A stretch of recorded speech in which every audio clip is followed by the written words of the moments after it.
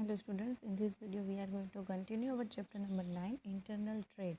So today we are discussing about two differences.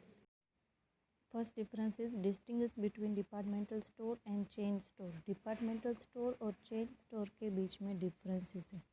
First point of reference is objective. अब departmental store का objective क्या है? To supply all types of goods to customer at the same place. एक ही place पे customer को सारे types के गुड्स जो है वो सप्लाई करना is the main objective of departmental store.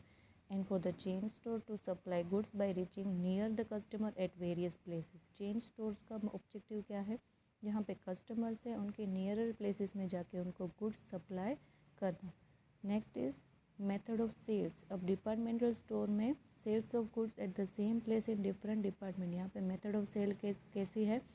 Sale of goods at the same place. Same place पे सारे गुड्स की सेलिंग होती है.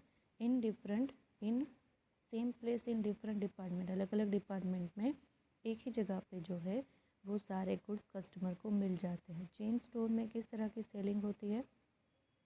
Sales at different places through branches.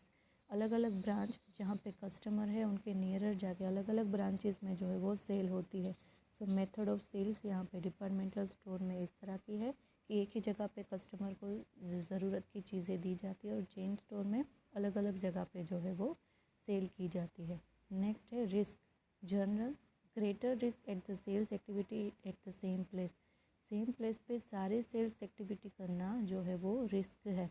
In departmental store को ज़्यादा रिस्क जो है वो बियर करना पड़ता है. Greater risk as the sales activity is at the same place. Same place पे सारी एक्टिविटी सेल्स करना वो डिफ़िकल्ट है थोड़ा सा. Comparatively risk is less. Chain store में डिपार्टमेंटल स्टोर से कम रिस्क है. As the sales activity is at different places by branches. क्योंकि अलग अलग ब्रांचेस में सारी चीज़ों को सेल करते हैं तो यहाँ पे एक ही जगह पे सारी चीज़ें सारे गुड्स को स्टोर करना वो यहाँ पे जो है वो ज़रूरी नहीं है. Next is sale of goods. In departmental store sale of goods is either on cash basis और इंस्टॉलमेंट सिस्टम. डिपार्टमेंटल स्टोर में किस तरह से सेल किए जाते हैं गुड्स? या तो फिर कैश में या तो फिर इंस्टॉलमेंट सिस्टम से. एक ही पर्सन जो है वो एक से ज़्यादा बार जो परचेस कर सकता है और उसका एक ही साथ में पेमेंट डिपार्टमेंटल स्टोर को कर देगा. And in chain store sale of goods in on cash. यहाँ पे सिर्फ कैश में ही जो है वो सेल पॉसिबल है. Next is opportunity of selection for the customers. यहाँ पे कस्टमर को कई तरह की अपॉर्चुनिटी मिल जाएगी डिपार्टमेंटल स्टोर में. Wider opportunity of selection to customer as many types of products are sold in departmental stores. क्योंकि डिपार्टमेंटल स्टोर में कई तरह की जो है वो प्रोडक्ट सेल की जाती है इसलिए कस्टमर को सिलेक्ट करने की अपॉर्चुनिटी मिल जाएगी in departmental store. But in chain store less opportunity of selection as limited products of the same class are sold in the chain store. यहाँ पे जो है जो ज़रूरी होता है लिमिटेड जो है यहाँ पे गुड्स होते हैं उसी में से कस्टमर को जो है वो सिलेक्शन करना पड़ेगा. सो यहाँ पे मीन्स चेन स्टोर में अपॉर्चुनिटी ऑफ सिलेक्शन जो है वो लेस है कंपेरेटिवली टू डिपार्टमेंटल स्टोर. तो ये था difference between departmental store and chain store. Next difference है difference between retailer and wholesaler. अब retail trade and wholesale trade में कौन कौन सा डिफरेंसेस है? फर्स्ट है capital investment. Point of difference is capital investment. In retail trade less capital investment is required for business. क्योंकि retail trader को जितनी ज़रूरत होगी उनको कस्टमर ने जितना ऑर्डर दिया होगा उस हिसाब से वो होलसेलर के पास से प्रोडक्ट मंगवा लेंगे. तो यहाँ पे कैपिटल इन्वेस्टमेंट कम है किसमें? रिटेल ट्रेड में. But in wholesale trade more capital investment is required for business. यहाँ पे ज़्यादा इन्वेस्टमेंट करना पड़ता है क्योंकि प्रोड्यूसर के पास से ज़्यादा बल्क में होलसेलर परचेस करके अपने गोडाउन में रखता है और जब रिटेलर को ज़रूरत पड़ती है तब उनको प्रोवाइड करता है. तो यहाँ पे कैपिटल ज़्यादा चाहिए होलसेल ट्रेड को कंपेयर टू रिटेल ट्रेड.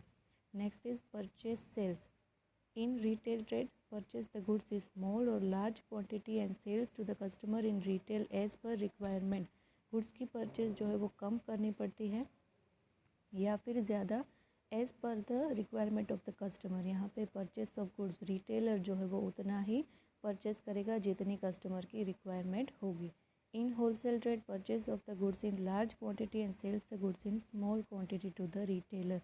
यहाँ पे जो है वो लार्ज क्वांटिटी में वो प्रोड्यूसर के पास से परचेस करेगा होलसेलर, और स्मॉल क्वांटिटी में सारे रिटेलर्स के बीच में वो जो प्रोडक्ट्स है उनको डिस्ट्रीब्यूट कर देगा। नेक्स्ट है डिस्ट्रीब्यूशन चैनल। अब रिटेल ट्रेड में कैसे डिस्ट्रीब्यूशन चैनल है? रिटेल ट्रेडर जो है वो connecting link between customer and wholesaler, customer और होलसेलर के बीच की कनेक्टिंग लिंक है वो है रिटेलर। और होलसेल ट्रेड में डिस्ट्रीब्यूशन चैनल कौन सी है? Connecting link between retailer and producer, यानी कि रिटेलर और प्रोड्यूसर के बीच में जो कनेक्टिंग लिंक है वो है wholesaler. Next is sale of products. Sale in retail trade sales various products of mini producer और होलसेलर। रिटेल ट्रेड में क्या होता है, एक ही ट्रेडर जो है रिटेल ट्रेडर वो अलग अलग प्रोड्यूसर और होलसेलर के पास से परचेस करके वो अपने स्टोर में रखेगा और कस्टमर को जितनी भी वैरायटी चाहिए सिमिलर प्रोडक्ट के लिए वो उसको दे पाएगा। सेल्स वेरियस प्रोडक्ट्स, यहाँ पे वो अलग अलग प्रोडक्ट अलग अलग प्रोड्यूसर की वो बेचेगा, सेल करेगा। But in wholesale trade sales the various products of limited producer, यहाँ पे वो लिमिटेड प्रोड्यूसर की ही चीज़ें वो सेल कर सकेगा, क्योंकि उनको ज़्यादा क्वांटिटी में प्रोडक्ट्स चाहिए तो वो एक ही प्रोड्यूसर के पास से या तो फिर एक दो या तीन प्रोड्यूसर के पास से, लिमिटेड प्रोड्यूसर के पास से परचेस करके फिर उनको रिटेलर को सेल करेगा। नेक्स्ट है number of traders in retail trade. Comparatively retailers are more in numbers. Generally retailer ज़्यादा होते हैं as compare to wholesaler, so number of retailer are more in numbers comparatively. And in wholesale trade comparatively wholesaler are less in number. Wholesaler कम होते हैं, retailer ज़्यादा होते हैं। तो ये था difference between retailer and wholesaler.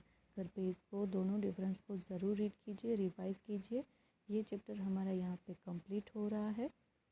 And you have to write down the question answer जो एक्सरसाइज में है, क्वेश्चन नंबर 1, 2, 3, 4 एंड 5। वो आपके आंसर आपको नोटबुक में लिखने हैं।